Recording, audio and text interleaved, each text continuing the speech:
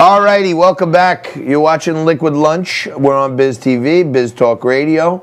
Just joined in the last week to start the new year by 1410K MVP in Oregon, and we're growing, Zen. Thankfully. We're growing, moving up. And as we grow, the main complaint is that I have a face for radio. I've been doing radio for years. So on the suggestion of management, we've imported some, highly intelligent beauty to the set, shall I say? Okay. Well, I mean, well, you live in Manhattan. We're in Staten Island, so it's a little. What do you want? You want American cheese or you want imported cheese? You want American wine or imported wine? I mean, there's always a little premium. It's almost like a compliment, but. You're certainly not aged like a fine wine because you're quite young. And all right, so all kidding aside, we talked a little earlier to the executive director of the Faith and Freedom Coalition, and I was talking about how my mantra is faith, family, and freedom, and without the first two, you'll never be strong enough to fight for the third one. True. And somebody who has a great mission ahead of him right now to make sure Americans keep their faith joins us, Brian Gibson. He's a pastor, public speaker. And Brian, Pastor Brian, you're like a spiritual leader. You're going around the country talking to people. What have you heard on your bus tour about, that tells you where the mind of America is, knowing what we know today?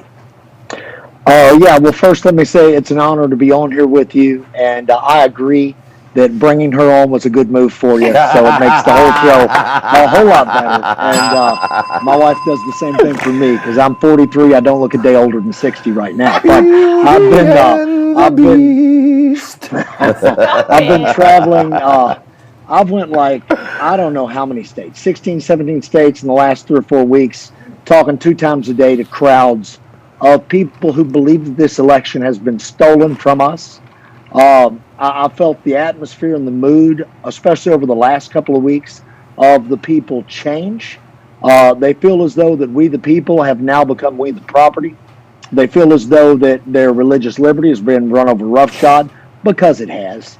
I just led a rally on the 5th in Washington, D.C., where I was an organizer. Peaceably Gather was the organization. People can find it at pg.today. But we organized, and I brought on people for prayer. We preached the gospel. I saw thousands of people respond to connect to Jesus. But I have a friend of mine that came on and spoke. His name is Pastor Cheon from Pasadena, California. I'll just give you one example. Pastor Cheon was looking at up to 1 year in jail for having his church open in Pasadena. Wow. And hundreds of thousands of dollars of fines accumulating all the time. Right. So I think about how many guys have faced this kind of music in America. And now I've traveled the world preaching the gospel. I've preached it in, communist countries. I've preached it in Muslim countries. I've preached in the underground church. I've been there when they come in and you don't know if you're going home or not. And I've seen the fear of the faces of the people that are there. The only thing that separates us from them is the First Amendment. And if the first falls in America, they all fall. It is all lost. Right. Well, that's the firewall becomes the second, if you know what I'm saying, Pastor. But yes, sir. I've been talking a lot about on my show about how one of the says in the good book many different ways that every hurdle or every fork in the road is kind of wrapped in a blessing somehow, and you got to find it. And I've been saying that during the pandemic that that happened for me in a couple of ways, where I was able to reset on how I communicate and worship God and Jesus and stuff. And I think most of America, 70% of America, identifies as Christian of some sort. Absolutely. And you know what? I'm Greek Orthodox, and I've been brought up. My grandmother is the head of the Archdiocese in Montreal, Canada. She runs it there, and I grew up going to church every Sunday, and it was without fasting. It was Greek Orthodox. Yeah. Hey, Pastor Brian, I'm close to God. We're over at Max Public House here in Staten Island, New York, and we've been trying to buck the system and keep the bar open and restaurant open, right? We're broadcasting from there now, but I try to wrap the place in a little more First Amendment. But we built a little outdoor house of worship here, and we're having a mass service on Sundays. I have a question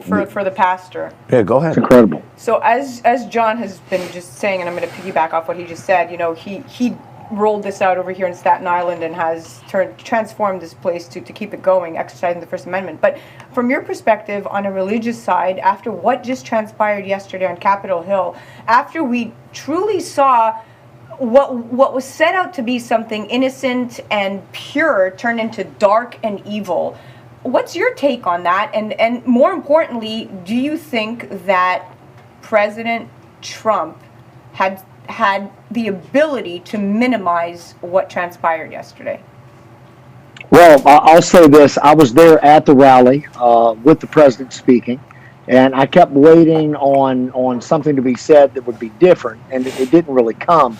The one thing that I noticed he said multiple times that resonated with me, he kept saying, I hope VP Mike does what's right.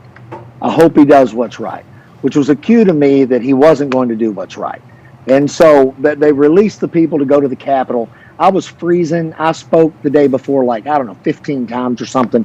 And I had a hole in my boot because I haven't had the time to stop and get it resoled. My foot's wet. So I go up in the hotel room to try to thaw out my foot in the water real quick.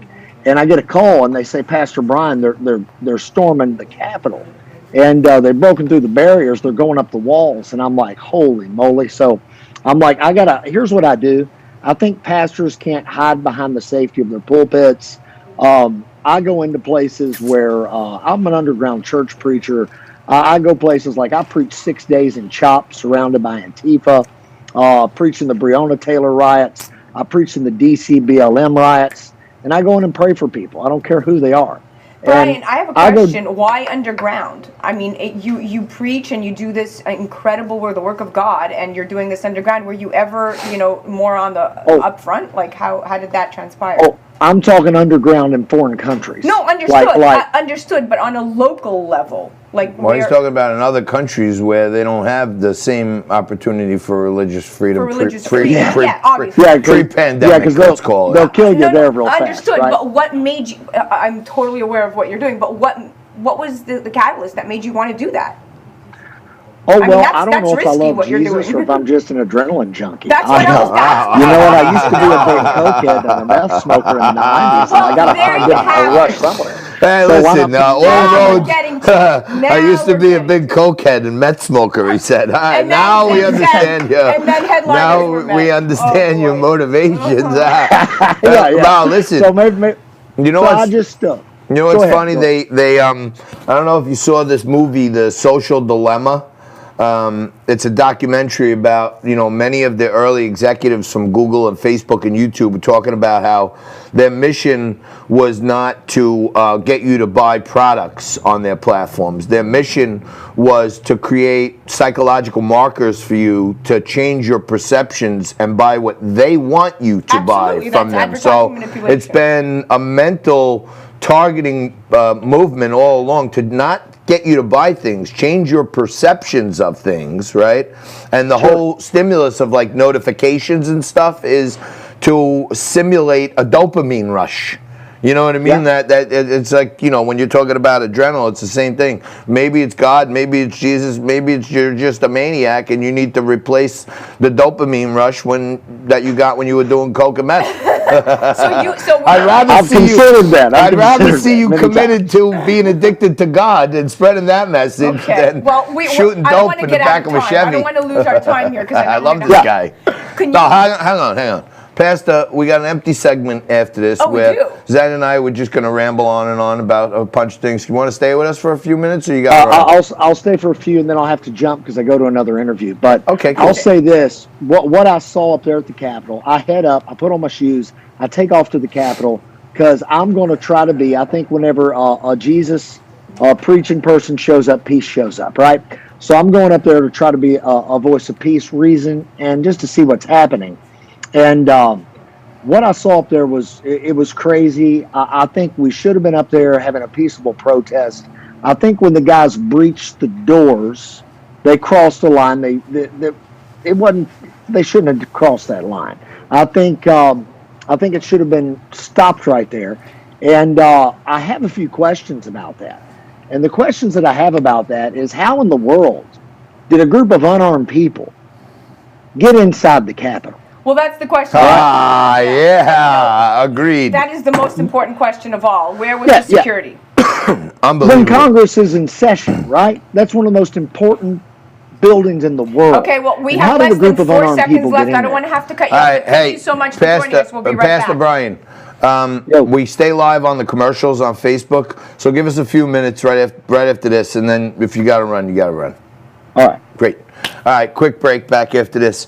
If you're also watching on Facebook, pop on over right now. Pastor Brian's going to give us a little overtime time. All right. Let me know when we're out of the bump out, Mike.